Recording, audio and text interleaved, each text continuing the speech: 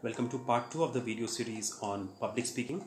In the earlier part, we have tried to find out what public speaking is, what are the various benefits, and how as a manager it's very important so that you learn what is public speaking and how do you speak properly.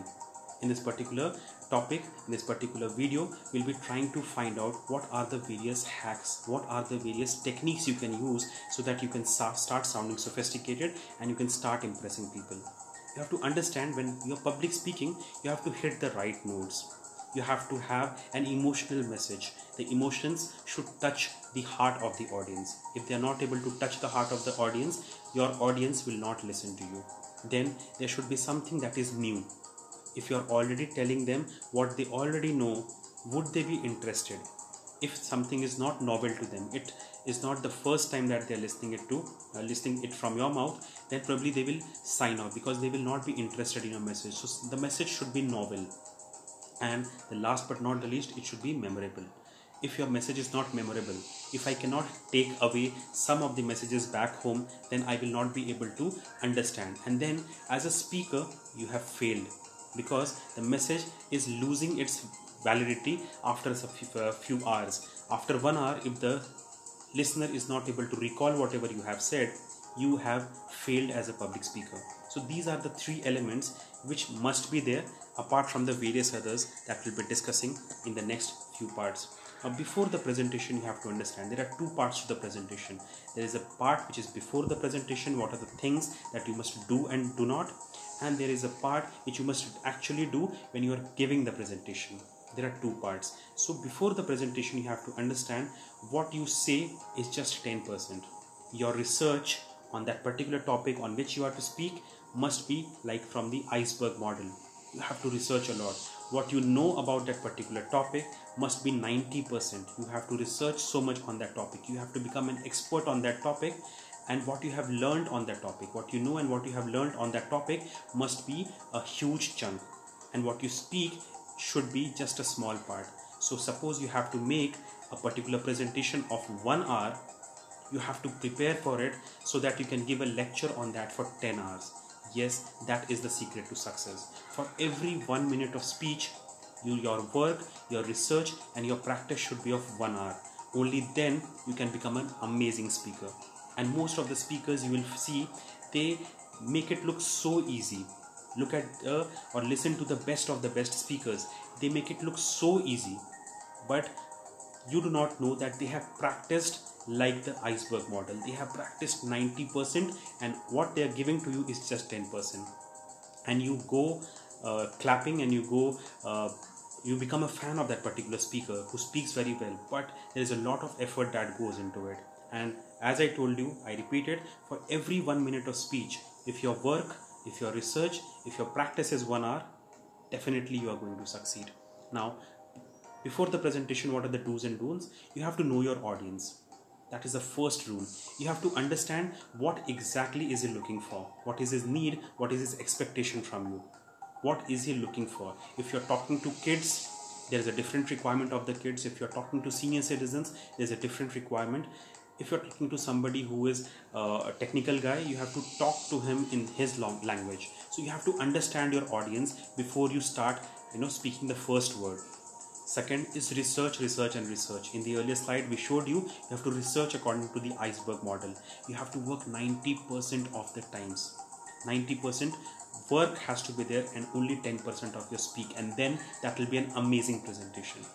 Now, third one is what's in it for them. You have to make it absolutely clear. In the first few minutes of your starting the presentation, you have to make it absolutely clear to them what's in it for them. Otherwise, they will start moving out of your particular presentation. They will be physically there, but they will not be connected to you. They will not be listening to you. So you have to make it absolutely clear. Suppose I'm talking about this particular topic, and I tell you this is an important topic. This is going to come in your examination. 100% sure this is going to come in your examination.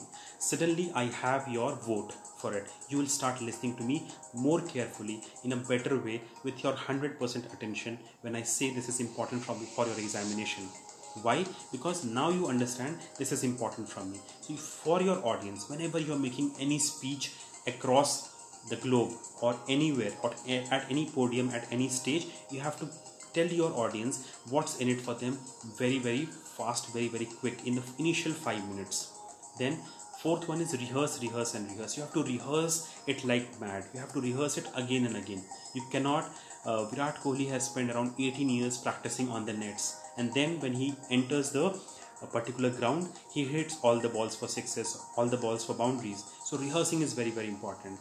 Everybody cannot become great without practicing. You have to practice to become great. So before the presentation, your public speech should be rehearsed a multiple number of times. You have to practice with distractions. On the particular day, there will be various distractions. You go to the particular stage, your laptop is not working. You have to get ready with that. Your audience might not be listening to you. Some of them, there will be people coming and going. So there are various kinds of distractions that you will actually face in life. So you have to prepare for that in spite of the distractions coming, you will still give your presentation.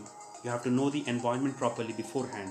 Go to that particular place, go to that particular stage where you will be giving the presentation. The next day, go in advance one day and find out what the environment is. Relax. That is also important. You relax, you don't take stress because there is a public speaking opportunity that is going to come to you. Visualize yourself as successful. You have to visualize before the event is going to happen. You have to visualize in your mind's eye, closing your eye, see yourself as succeeding. V for victory exercise. There is a particular pose when you put your hands together as in a V shape. You put both your hands up. That is a sign for victory, and that if you do before your presentation, you will feel energized. You will feel like a victor already, like a winner already, and that particular exercise will improve the communication, will improve the public speak that you are doing. You have to also understand that every tree was a seed. The big banyan tree that you see started from a small seed. That small seed kept on growing, facing the weather, facing the challenges of its life, growing against the sand, going against the mud, and then it comes out and becomes a huge tree. So for every speaker, even the best of the best speakers, even Warren Buffett, even Bill Gates, even Steve Jobs, who are considered to be the best speakers in the world, were small, were failing in their initial attempt to speak. You have to understand that. So don't put too big a target for you. If you fail, that is fine. You're learning. You're not failing, you're learning in that process. And maybe your next presentation will be an amazing one. So you have to keep that in mind, that every tree was a small seed initially. You have to understand that these people, Steve Jobs, Warren Buffett, Bill Gates, and the other great speakers of the world, they make it look easy by practicing for thousands of hours. 10,000 hours. Malcolm Gladwell gave the formula. 10,000 hours is what makes you an expert on that topic. If you have known that topic, if you have gained mastery on that topic, you require 10,000 hours of practice. So if you have practiced giving multiple number of speeches at multiple number of occasions, you will see your confidence, you will see your voice, you will see your overall communication is improving. So you have to keep on practicing. And once you reach this particular milestone of 10,000 hours or 5,000 hours, you'll find that you're automatically sounding very, very confident and sounding very, very good. Now, during the presentation, what are the things that you should be doing? These are the things that can make you a winner in the presentation. You have to understand, you have to slow it down. Don't rush through topics. If you rush through the topics, people will understand you have problems with your confidence. You are not sure about your topic. So slow down. Don't go in a haze. Don't go in a fast way. Problem with the first time speakers, problem with the beginners is that they speak very, very fast. And why do they speak fast? Because they are not sure about themselves. They are fearful, and that is why they speak fast. Second one, make eye contact. You have to ensure that you look at your audience. You relate to your audience. You look at them, only then you will connect with that particular person. And once you connect with that person, they will be ready to listen to you.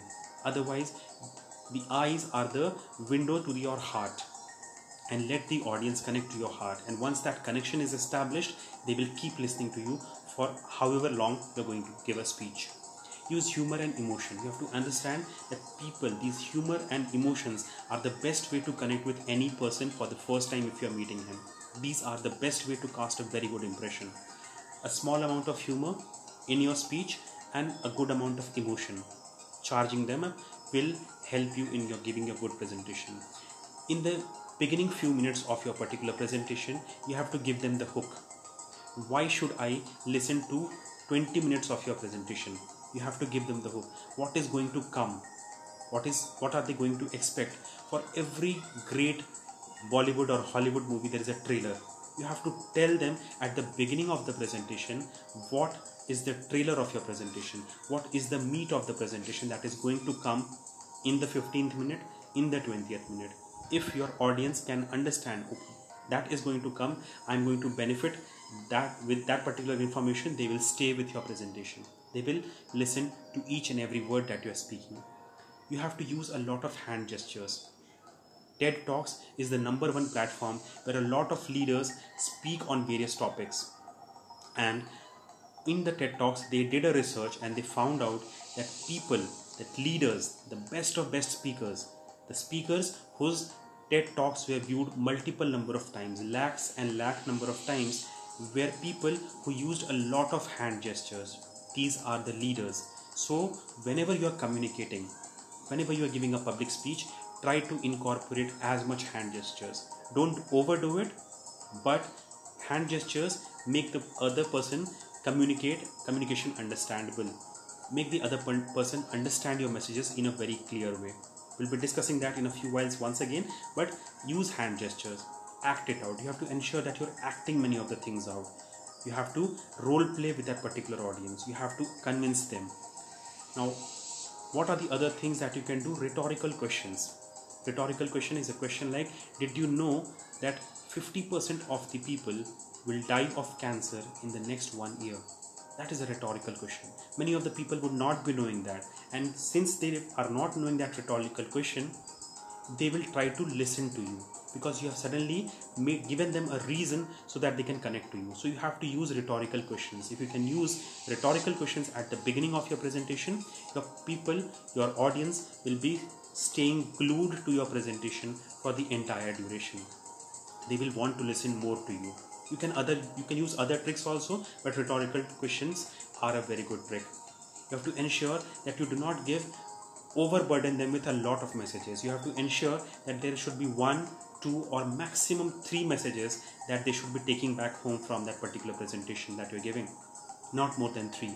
Don't give them multiple amount of data, huge amount of data that they're not able to process. You have to also ensure that you use metaphors, similes and analogies for a very technical stuff, for a very technical language. If your audience is not able to understand that technical language, your jargons, then they will again lose interest. So if you have to explain how a rocket performs, you have to explain that particular rocket propulsion mechanism, the scientific theory, the technical knowledge in a way a layman can understand. Use metaphors. A rocket, compare that with a bicycle and try to give your example in a way with analogies. Compare your rocket with a bicycle.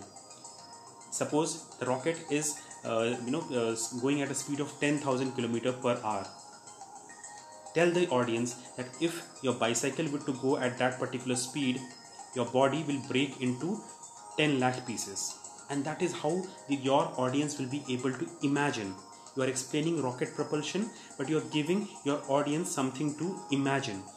They can visualize that particular imagination. If a bicycle is going at 10,000 km/h speed, it will break into 10 lakh pieces. They can imagine something inside their mind. How did you do that? Through metaphors, through similes and analogies. Many of the speakers also apologize. That is a very wrong method of starting a particular conversation. Don't apologize. Be self-critical. Be confident of whatever you have, and then your presentations will be amazing. This presentation is again getting longer. I'll be seeing you in part 3 of this particular video series, and I hope you have liked it. And in the next part, I'll be giving you even more tips, the best tricks. So keep watching. Thank you so much.